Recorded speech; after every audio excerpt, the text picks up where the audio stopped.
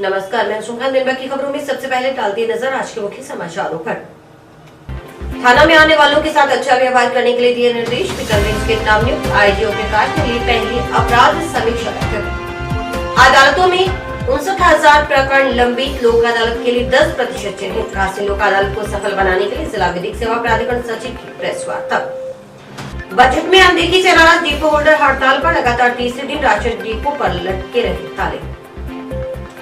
पार्टीवादी से ऊपर उठकर लड़नी होगी आर पार की लड़ाई। हनुमानगढ़ में रेलवे वाशिंग लाइन मंजूर करवाने को लेकर नए सिरे से प्रयास शुरू, बोले पूर्व पार्षद गौरव जैन।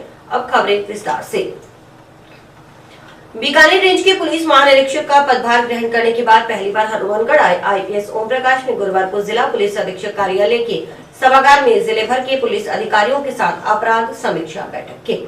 इस दौरान उन्होंने थाना प्रभारियों, चौकी प्रभारियों को प्रभावी रूप से गश्त करने के लिए आदेश दिए। उन्होंने कहा कि आपराधिक प्रवृत्ति वाले व्यक्ति को हर हाल में सलाखों के पीछे भेजने का काम करें। थाने में कोई भी व्यक्ति शिकायत लेकर आता है तो उसकी पूरी समस्या को सुने और उसे न्याय देने का काम करें। थाने में आने वाले लोगों के साथ अच्छा व्यवहार करें। थाना पर आने वाले पीड़ितों की समस्याओं का निस्तारण ईमानदारी पूर्वक करें ताकि जनता में पुलिस की छवि बेहतर हो सके। पुलिसकर्मी हर संभव सतर्क रहकर ड्यूटी करते हुए लोगों के जानमाल की सुरक्षा करें। अपराध समीक्षा बैठक में आईजी ओम प्रकाश ने कहा कि सभा थाना प्रभारी अपने क्षेत्र में होटल, रेस्टोरेंट इत्यादि का समय समय पर चेकिंग करें। थाना क्षेत्रों में छोटी छोटी घटनाओं को भी गंभीरता से लिया जाए। कभी कभी छोटी भी घटनाएं भी बड़ा रूप ले लेती हैं। उन्होंने आपराधिक किस्म के लोगों को चिन्हित कर कार्रवाई के निर्देश देते हुए कहा कि बीट के सिपाही गांव में जाकर लोगों के बीच बैठे। इससे गांव के माहौल और बाहर से आने वाले अपराधियों के बारे में जानकारी मिलती है। थाने में खड़े पुराने वाहनों का शीघ्र निपटारा करवाया जाए। सीमा से सटे थाना उधर की गतिविधियों पर पैनी नजर रखें। मादक व नशीले पदार्थों पर पूरी तरह से रोक लगाने के निर्देश दिए। आईजी ने कहा कि क्राइम करप्शन पर जीरो टॉलरेंस की नीति हर हाल में सुनिश्चित की जाए। अपराधियों के खिलाफ कार्रवाई निरंतर जारी रखें। इसमें किसी तरह की कोताही बर्दाश्त नहीं की जाएगी। इसके अलावा लंबित मुकदमों का जल्द निपटारा करें और न्यायालय में चल रहे मुकदमों की बेहतर ढंग से पैरवी करें। साथ ही पुलिसकर्मियों को मोटर वाहन अधिनियम के तहत नियमों की उल्लंघना करने वाले वाहन चालकों के चालान करने के भी निर्देश दिए। आईजी ने जिले भर के पुलिस अधिकारियों को सख्त आदेश देते हुए कहा कि महिला विरुद्ध अपराध में आरोपित को जल्द गिरफ्तार कर अभियोग का शीघ्र निपटारा किया जाए। चोरी की वारदातों को रोकने के लिए पुलिस सायंकालीन और रात्रि गश्त प्रभावी ढंग से करे।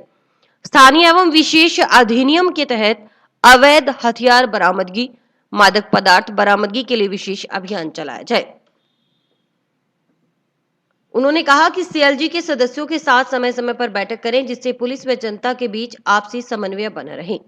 क्राइम मीटिंग में SP doctor Ajay Singh Rathore, ASP Jasaram Bose सहित जिले भर के पुलिस अधिकारी मौजूद थे। इससे पहले एसपी कार्यालय पहुंचने पर आईजी को पुलिस जवानों की ओर से पारंपरिक रूप से गार्ड ऑफ ऑनर दिया गया। पुलिस अधिकारियों ने बुके भेंट कर आईजी का स्वागत किया।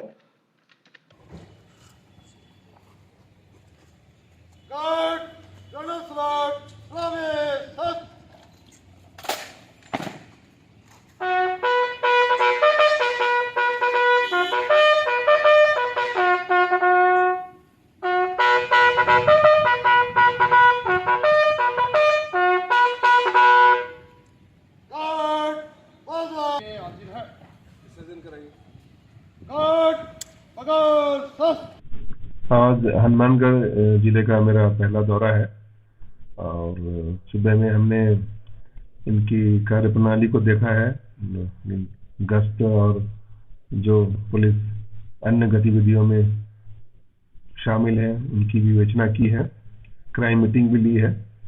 पिछले 1 महीनों में नशा के खिलाफ मुहिम में जिला पुलिस ने काफ़ी सराहनीय कार्य किया है।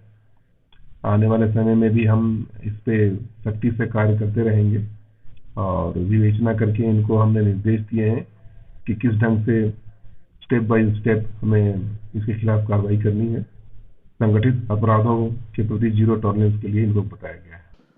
क्राइम मीटिंग के बाद मीडिया कर्मियों से मुखातिब हुए बीकानेर रेंज के पुलिस महानिरीक्षक ओम प्रकाश ने कहा कि जिला पुलिस ने पिछले 1 माह में नशे के खिलाफ सराहनीय कार्य किया है। आने वाले समय में भी नशे के खिलाफ सख्ती से कार्य किया जाएगा। अपराध समीक्षा बैठक में विवेचना कर अधिकारियों को कार्रवाई करने के निर्देश दिए गए। साथ ही संगठित अपराधों के प्रति जीरो टॉलरेंस के लिए अवगत करवाया गया। आईजी ने जनता से भी अपील की कि वे भी नशे के खिलाफ कार्रवाई करवाने में पुलिस का सहयोग करें, अपने आसपास नशे की खरीद फरोख्त के बारे में जुड़े लोगों की जानकारी सूचना पुलिस को दे। पुलिस जनता के संगी साथी की तरह नशे के नासूर को खत्म करने में मदद करेगी। एक कार्य योजना के तहत हम इसमें कार्रवाई कर रहे हैं। पहले हम इन्फोर्समेंट पे जोर दे रहे हैं, उसके बाद जहां से ओरिजिन होता है वहां के पुलिस अधिकारियों से भी संपर्क में हूं और वो भी अपने स्तर से कार्रवाई कर रहे हैं। मैं सबसे पहले हम इसके नेटवर्क को तोड़ना चाहते हैं, उसके बाद फिर हम रिफॉर्मेशन पे भी ध्यान देंगे और ड्रग डी एडिक्शन सेंटर पे भी काम करने का हमारी योजना है। पहले हम इन्फोर्समेंट के तहत जो जितने भी अवैध नशे के तस्कर हैं उन पर कार्रवाई करना चाहते हैं। जनता से हमारी यही अपील है कि हमने जितने भी हमारे पुलिसकर्मी भाई हैं उनको यह संदेश दिया है कि ड्रग्स के प्रति जीरो टॉलरेंस है और किसी भी स्तर पे इसमें कोई कॉम्प्रोमाइज नहीं किया जाएगा। जनता से अपील है कि जहां जहां पे आपके ड्रग्स के कारोबार चल रहे हैं आप पुलिस को सूचना दें और पुलिस में कार्रवाई करेगी और पुलिस आपके संगी साथी की तरह मिलकर के और इस नशे के नासूर को खत्म करने में आपकी मदद करेगी।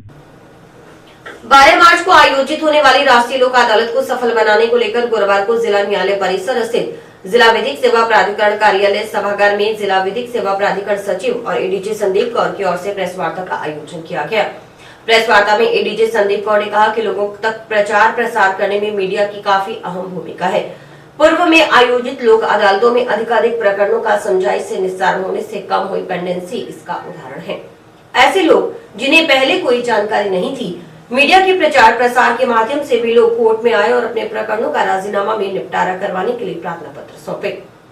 इस बार 12 मार्च को आयोजित होने वाली राष्ट्रीय लोक अदालत में इस बार राजस्व न्यायालयों को भी शामिल किया गया है। इससे पहले आयोजित हुई लोक अदालत में न्यायिक कोर्ट के प्रकरण रखे जाते थे।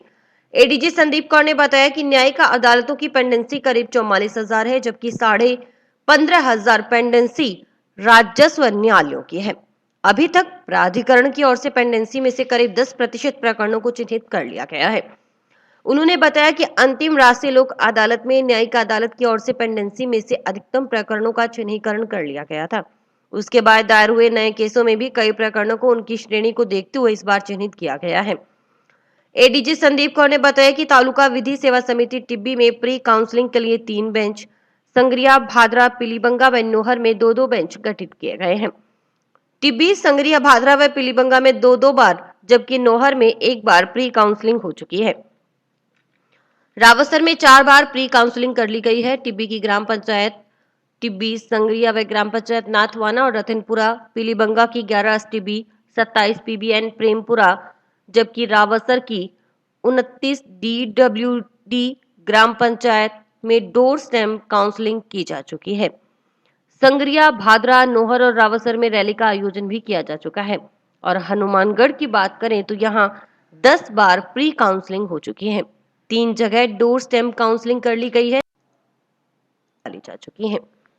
5% तक जो हमारी पेंडेंसी थी उसको रिड्यूस किया था और उसमें आपका ये सहयोग रहा, आपकी ये भागीदारी रही कि जो लोगों तक प्रचार प्रसार हुआ राष्ट्रीय लोक अदालत का, उसकी वजह से बहुत सारे लिटिगेंट्स जिनको पहले जानकारी नहीं रहती थी वो कोर्ट्स में आए, उन्होंने एप्लीकेशंस दी, राजीनामा के लिए अपने कदम आगे बढ़ाए। तो इस वजह से जो मीडिया का रोल रहा है वो हमारी राष्ट्रीय लोक अदालत में बहुत इम्पोर्टेंट रहा है।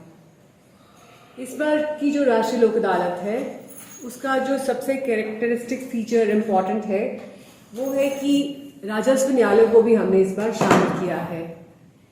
नॉर्मली जुडिशियल कोर्ट्स के जो मैटर हैं वही पहले रखे जाते थे, उसमें जैसे कि डिटेल्स आपको कई बार मैंने बताई हैं, वसूली के प्रकरण है, दांडिक प्रकरण जो शमनीय है, कंपाउंडेबल केसेस है जिसमें राजीनामा संभव है, वो तो हम रखते ही हैं। उसके अतिरिक्त 138 जो चेक से रिलेटेड मामलात है, मोटर एक्सीडेंट क्लेम्स ट्राइब्यूनल उसके जो प्रकरण हैं वो भी राजीनामा योग्य होते हैं। सिविल की सारी कैटेगरीज जो हैं वो राजीनामा योग्य हैं। दोनों पक्ष जो सिविल पार्टीज होती हैं अगर वो इस स्टेज पे आ जाती हैं कि राजीनामा दाखिल किया जाए तो उसको भी हम लोक अदालत में रखते हैं। माननीय रालसा के निर्देशानुसार 12 मार्च को राष्ट्रीय लोक अदालत का आयोजन किया जा रहा है। आज की प्रेस कॉन्फ्रेंस के माध्यम से मैं आप लोगों का सहयोग मांगती हूं ताकि जो हमारा राष्ट्रीय लोक अदालत के प्रति प्रयास है वो आम जन तक पहुंच सके। हम लोगों ने इस बार राष्ट्रीय लोक अदालत में जुडिशियल मैटर्स के अलावा रेवेन्यू मैटर्स को भी रखा है। हमारे पास जो पेंडेंसी है जिले की जुडिशियल कोर्ट्स में 44,000 के करीब है, जबकि 15,500 रेवेन्यू कोर्ट्स में पेंडेंसी है। इसका 10% हमने आइडेंटिफाई कर लिया है, रेफर कर लिया है। तो लोक अदालत में इस स्टेज पे तकरीबन 6,000 के पास मुकदमे अभी हम रेफर कर चुके हैं। हम लोगों का प्रयास है कि जो राजीनामा योग्य प्रकरण है उसमें हम समझाइश करते हुए पक्षकारान को राजीनामा की ओर प्रेरित करें ताकि मैक्सिमम डिस्पोजल हो सके और हमारी जो कोर्ट्स हैं, रेवेन्यू कोर्ट्स और जुडिशियल कोर्ट्स जो क्लॉग्ड हैं, वो अब अपना टाइम उन मुकदमों की तरफ दे पाएंगी जिसमें ज्यादा सीरियस नेचर के मुकदमे पेंडिंग है कोर्ट्स में। तो आप सभी से गुजारिश है कि हमारा जो मैसेज है लोक अदालत का, जिसके तहत ना कोई जीता ना कोई हारा, जो हमारा नारा है वो आप आमजन तक पहुंचाएं। Thank you. जिले में राष्ट्रीय परिवार कल्याण कार्यक्रम के अंतर्गत 1 से 31 मार्च तक होने वाले पुरुष नसबंदी पर लाभार्थी को दी जाने वाली देय क्षतिपूर्ति राशि 2,000 रूपए के अलावा 1,000 रूपए बढ़ाकर 3,000 दी जाएगी। इसके अलावा प्रत्येक एनएसपी पर प्रेरक को भी 300 रूपए की जगह 500 रूपए दिए जाएंगे। एसीएमएचओ डॉक्टर पवन कुमार ने बताया कि जिले में परिवार कल्याण कार्यक्रम के तहत पुरुष नसबंदी बढ़ाए जाने के उद्देश्य से 1 से 31 मार्च तक होने वाली एनएसपी पर देय प्रोत्साहन राशि और प्रेरक को दी जाने वाली राशि में 1 माह के लिए बढ़ोतरी की गई है। उन्होंने बताया कि 1 से 31 मार्च तक होने वाली एनएसपी पर 2,000 की बजाय 3,000 की राशि दी जाएगी। इसी तरह प्रेरक को भी 300 की बजाय 500 रूपए की राशि दी जाएगी। उन्होंने कहा कि गत वर्ष के मुकाबले इस वर्ष जिला हनुमानगढ़ परिवार कल्याण कार्यक्रम में बेहतर कार्य कर रहा है। पुरुष नसबंदी को बढ़ाने के उद्देश्य से प्रोत्साहन राशि में बढ़ोतरी की गई है। परिवार कल्याण कार्यक्रम के अंतर्गत जिले में पुरुष नसबंदी को बढ़ावा देने के लिए माननीय जिला कलेक्टर महोदय की अध्यक्षता में हुई जिला स्वास्थ्य समिति की जो बैठक हुई थी उसमें ये निर्णय लिया गया था कि अतिरिक्त राशि लाभार्थी को दी जाएगी और इसमें जो प्रेरक को जो 300 रुपये की राशि दी जाती थी, इसके अलावा उस राशि को बढ़ा करके 200 रुपये करते हुए टोटल प्रेरक को 500 रुपये की राशि का भुगतान किया जाएगा। पुरुष नसबंदी के एक ऐसा माध्यम है परिवार कल्याण के अंदर जिसमें ना तो लाभार्थी को कोई कमजोरी आती है, इसमें ना कोई चिर टंका का कोई ऐसा टेंशन लेने की जरूरत है। 2 मिनट का एक छोटा सा ऑपरेशन है इसमें, और आज पुरुषों को भी महिलाओं की तरह आगे बढ़ करके भागीदारी निभानी चाहिए। तो मैं जिले में समस्त पुरुषों से कहूँगा कि जिनके 2 बच्चे हो चुके हैं उनको पुरुष नसबंदी का फायदा उठाना चाहिए। अनुकंपात्मक नियुक्ति की आयु सीमा समाप्त करने व मासिक वेतन 30,000 रूपए देने सहित अन्य मांग कर रहे राशन डिपो होल्डर असम सरकार की ओर से हाल ही में पेश किए गए बजट में अनदेखी किए जाने से नाराज है। इसके विरोध में डिपो होल्डर 1 से 3 मार्च तक हड़ताल पर रहे। डिपो बंद रहने से उपभोक्ताओं को परेशानी का सामना करना पड़ा। डिपो पर ताले लटके देख उपभोक्ता मायूस होकर वापस लौट गए। डिपो होल्डर अमर भूतना ने बताया कि गुरुवार को हनुमानगढ़ के सभी करीब 680 डिपो होल्डर हड़ताल पर रहे। हड़ताल करने का कारण डिपो होल्डर की मांगों की तरफ ध्यान नहीं दिया जाना है। हाल ही में पेश किए गए राज्य बजट में उम्मीद थी कि सरकार डिपो होल्डर के पक्ष में कुछ घोषणाएं करेगी, लेकिन बजट में भी निराशा ही हाथ लगे। इसके चलते प्रदेश भर के डिपो होल्डर ने गुरुवार को all India fair price shop dealers federation के बैनर तले 1 मार्च से हड़ताल रखी है। उन्होंने बताया कि डिपो होल्डर की मुख्य मांगों में कमीशन 108 रुपए प्रति क्विंटल से बढ़ाकर 300 रुपए प्रति माह करने और 60 वर्ष की अनुकंपात्मक नियुक्ति की आयु सीमा समाप्त करने की है, क्योंकि राशन डिपो होल्डर की मृत्यु होने पर उसके परिवार को वहन योग्य राशि का भुगतान नहीं होता।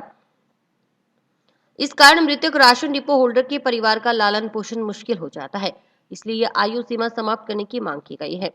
इसके साथ ही डिपो होल्डर की मांग है कि उन्हें 30,000 रुपए मासिक वेतन दिया जाना सुनिश्चित किया जाए। उन्होंने बताया कि कुछ समय पहले 1% छीजा अभी सरकार की ओर से बंद कर दी गई है। लगभग हमारे हनुमानगढ़ के 680 डिपो होल्डर ने हड़ताल कर रखी है, क्योंकि हमारी मांगों को कुछ भी माना नहीं गया है, जिसकी बजट में हमें ये संभावना थी कि हमारी कुछ मांगों को मुख्यमंत्री द्वारा मान लिया जाएगा। जिसके एवज में हम सभी राजस्थान डिपो होल्डर्स ने all India fair price union के बैनर तले हड़ताल रखी है। लगातार 1 तारीख से 3 तारीख तक हम सभी डिपो ने हड़ताल कर रखी है। हमारी कुछ मांगे इस प्रकार से थी कि जो हमें कमीशन लगभग 108 रुपये प्रति क्विंटल के हिसाब से मिल रहा है, उसको बढ़ाकर 300 रुपये प्रति माह किया जाए। दूसरी हमारी मुख्य मांग ये है कि हमें जो अनुकंपात्मक नियुक्ति की आयु सीमा सरकार ने 60 वर्ष कर रखी है, जिससे कि जो कि आयु सीमा की बाध्यता समाप्त कर दी जाए।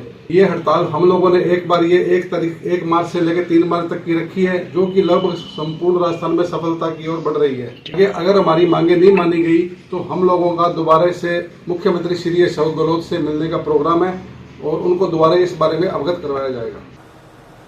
हनुमानगढ़ में रेलवे वाशिंग लाइन मंजूर करवाने के मुद्दे को लेकर पूर्व पार्षद व पार्षद प्रतिनिधि गौरव जैन का कहना है कि पार्टीबाजी से ऊपर उठकर आर पार की लड़ाई लड़नी होगी। रेलवे वाशिंग लाइन मंजूर करवाने को लेकर नए सिरे से प्रयास शुरू करने वाले पूर्व पार्षद गौरव जैन का कहना है कि गांधीनगर में रेलवे की बेशकीमती भूमि पर हुए कब्जे हटे तो वाशिंग लाइन शुरू करने की यह राह खुलेगी। गुरुवार को मीडिया कर्मियों से बातचीत करते हुए पार्षद प्रतिनिधि गौरव जैन ने बताया कि हनुमानगढ़ में लंबे समय से रेलवे वाशिंग लाइन की मांग की जा रही है। इस मांग को लेकर विभिन्न संगठन अपने अपने स्तर पर प्रयासरत हैं। इसके लिए 2009 से लड़ाई लड़ी जा रही है, लेकिन अब नए सिरे से वाशिंग लाइन बनवाने की दिशा में कार्य शुरू किया गया है। इसके तहत रेलवे के अधिकारियों से मुलाकात की थी, प्रशासन के साथ मंत्रियों से भी मुलाकात की जाएगी। अब वे इस नतीजे पर पहुंचे हैं कि अगर हनुमानगढ़ में वाशिंग लाइन का निर्माण करवाना है तो पार्टीबाजी से ऊपर उठकर आर पार की लड़ाई लड़नी होगी। उन्होंने कहा कि हनुमानगढ़ में विकास का रास्ता भी रेल मार्ग से ही आएगा। जब रेलवे की वाशिंग लाइन हनुमानगढ़ में बनेगी तो करीब 1000 लोगों को रोजगार मिलेगा। जिन लोगों को रोजगार मिलेगा वे बाजार में पैसा खर्च करेंगे और बाजार भी खुशहाल होगा। जैसा कि सर्वविदित है, हनुमानगढ़ जंक्शन में बड़े लंबे समय से वॉशिंग लाइन के निर्माण के लिए मांग उठाई जा रही है और समय समय पर विभिन्न लोगों ने इसके लिए आंदोलन किया भी है। हम लोग भी वर्ष 2009 से इसके लिए आंदोलनरत हैं। अब जैसे कि पूरे देश में रेलवे का स्वरूप बदल रहा है और हम चाहते हैं कि बीकानेर मंडल के अंदर हनुमानगढ़ के अंदर नई वॉशिंग लाइन का निर्माण हो और जिससे कि हनुमानगढ़ के जो है लंबी दूरी की गाड़ियां मिल सके और हनुमानगढ़ के शहर का विकास हो, आर्थिक रूप से बाजार मजबूत हो, हमारे यहाँ के युवाओं को, हमारे यहाँ के लोगों को रोजगार मिले। इसके लिए हम लोग रेलवे पे आज दबाव बना रहे हैं। वॉशिंग लाइन निर्माण करने के लिए उचित कदम उठाए गए। तो रेलवे के अधिकारियों द्वारा हमें ऑफ द रिकॉर्ड ये बात बताई गई है, साहब भैया जहाँ में वॉशिंग लाइन प्रस्तावित है वहाँ हमारे कुछ लोगों ने अतिक्रमण कर रखे हैं जिन्हें राजनीतिक रूप से संरक्षण प्राप्त है।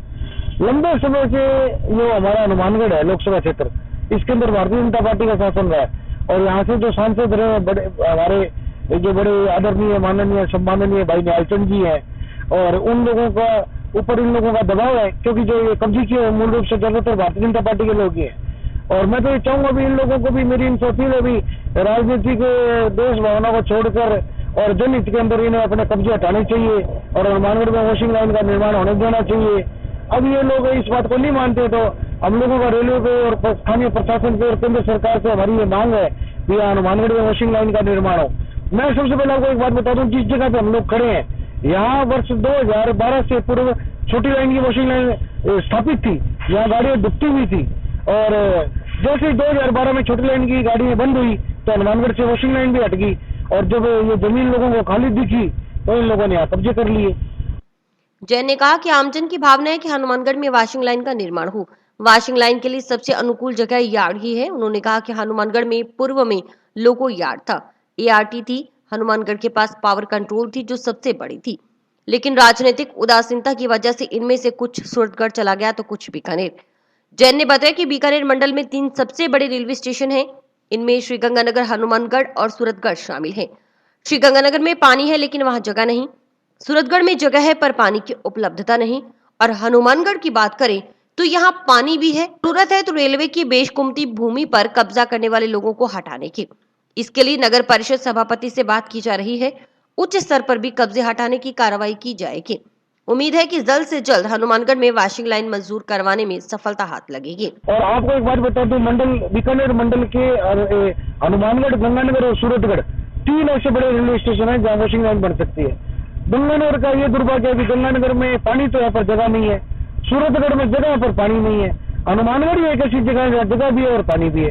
इसलिए मेरी मांग है, और ये मंडल बीकानेर मंडल को जो है फिरोजपुर से जोड़ता है हनुमानगढ़ स्टेशन, इसलिए यहाँ वॉशिंग लाइन का निर्माण किया जाना चाहिए, जिससे कि लंबी दूरी की गाड़ी हम लोगों को मिल सके। प्लानिंग किया भी रेलवे में हम दबाव बना रहे हैं, जो रेलवे की रेवेन्यू रिकॉर्ड में भूमि है और जिसपे अतिक्रमण है उसे अतिक्रमण मुक्त कराया जाए और वॉशिंग लाइन का निर्माण कराया जाए। पूरा आंदोलन करेंगे।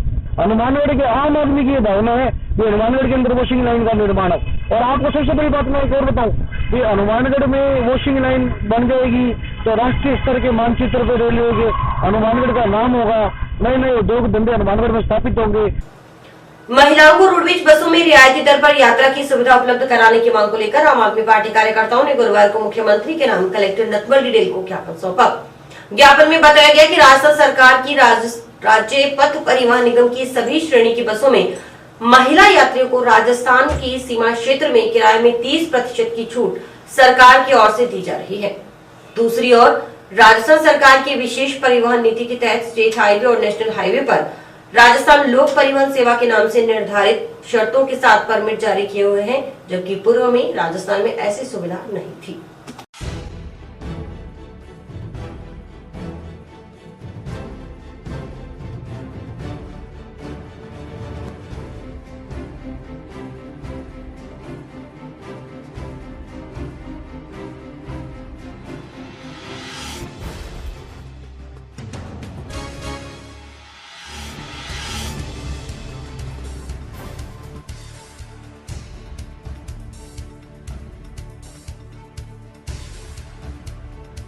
हम आज इसलिए आए हैं, जिला कलेक्टर साहब को ज्ञापन देने आए हैं कि जो बसें सरकारी है उसमें सिर्फ 30% छूट दी जाती है। इसके अलावा जो राजस्थान परिवहन है उसमें कोई छूट नहीं दी जाती, तो इसमें भेदभाव किया जाता है और ये भेदभाव ना किया जाए। सभी बसों में निःशुल्क सेवा हो और जो छूट मिलती है वो भी ज़रूरी है, जिनको मिलती है वो मिलनी चाहिए।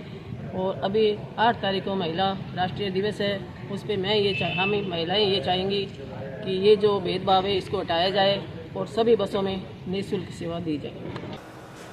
और भी वक्त है ब्रेक का।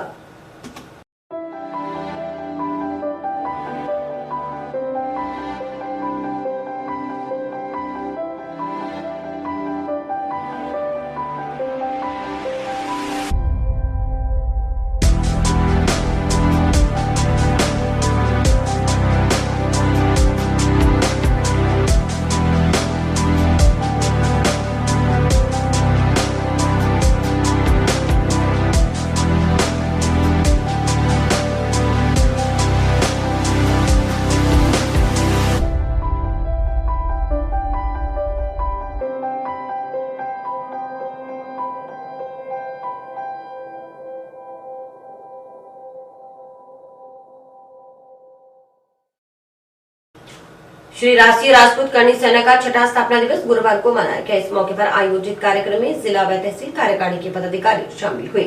स्थापना दिवस कार्यक्रम के दौरान ही नई नियुक्तियां की गई। इस मौके पर श्री राष्ट्रीय राजपूत करनी सेना जिलाध्यक्ष जसवंत सिंह भाटी ने कहा कि करनी सेना अपने नाम से पूरे विश्व में जानी जाती है। करनी सेना समाज में शोषण पीड़ित लोगों की आवाज व हौसला बनकर हर मंच पर कार्य कर रही है।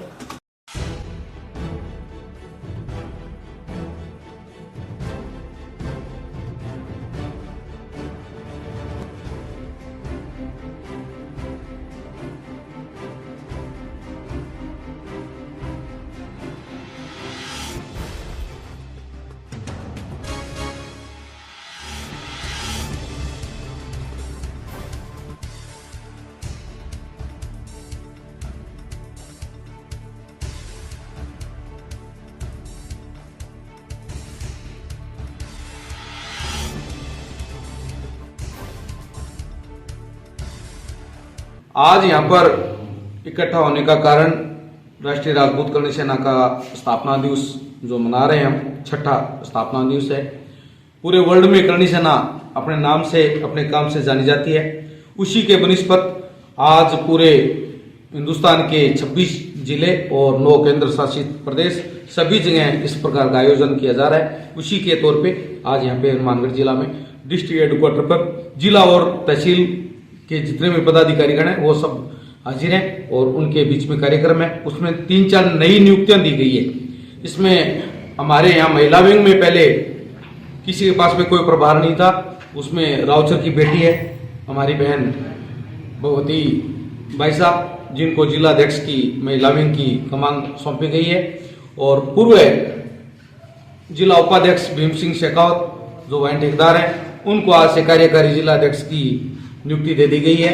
और हमारे भाईचारा में ब्राह्मण मोस्टली हमारे साथ में, हमारे पूर्वजों के साथ में रहे हैं, उनका इतिहास रहा है। उन्हीं के तौर पे हमारे साथीगण पूरे जिले के अंदर जो करनी सेना के साथ में काम धाम देखते हैं, उनके तौर पे ब्रजलाल जी को यहाँ के भाईचारा जिला ब्राह्मण राष्ट्रीय राजपूत करनी सेना में जिलाध्यक्ष का पद दिया गया है।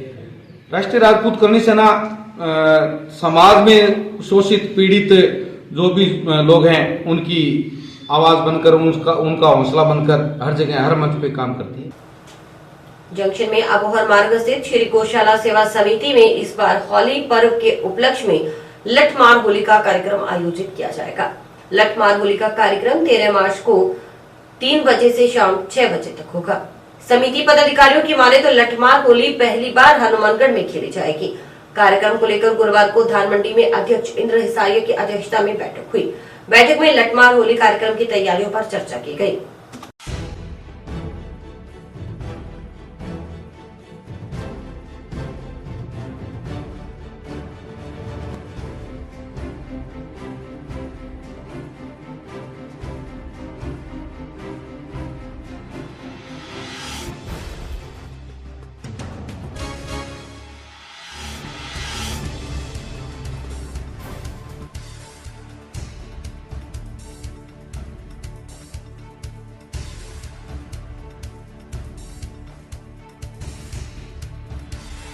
हमने गौशाला के लिए 13 तारीख को इस बात पे मीटिंग रखी। 13 तारीख को 3 बजे से 6 बजे विक्की सलूजा एंड पार्टी दिल्ली से और वृंदावन से आएंगे। वो हमारे यहाँ लठमार होली का प्रोग्राम रखा गया है। 3 बजे से लेकर के शाम को 6 बजे तक का उनका प्रोग्राम रखा है। दूसरा प्रोग्राम हमने 18 तारीख को हर साल जैसे करते हैं, तो हमने होली वाले दिन भी 18 तारीख को प्रोग्राम रखा है 9 बजे से लेके प्रभु इच्छा तक, और उसके अंदर सिर्फ गुलाल और फूलों की होली खेली जाएगी। और 13 तारीख वाली में कोई होली फूलों की खेली जाएगी, उसमें गुलाल भी नहीं खेली जाएगी। ओनली लठमार होली या फूलों से भगवान राधा कृष्ण को बना के उसके ऊपर फूलों का दरबार सजाने का ये प्रोग्राम रखा।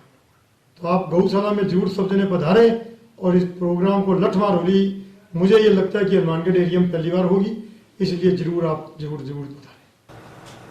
बाइक चोरी के मामले में टाउन पुलिस की ओर से गिरफ्तार किए गए आरोपी से रिमांड अवधि के दौरान हुई पूछताछ में कई वारदातों का खुलासा हुआ। पूछताछ में हुए खुलासे के आधार पर पुलिस आरोपी के फरार साथी की तलाश में जुटी है।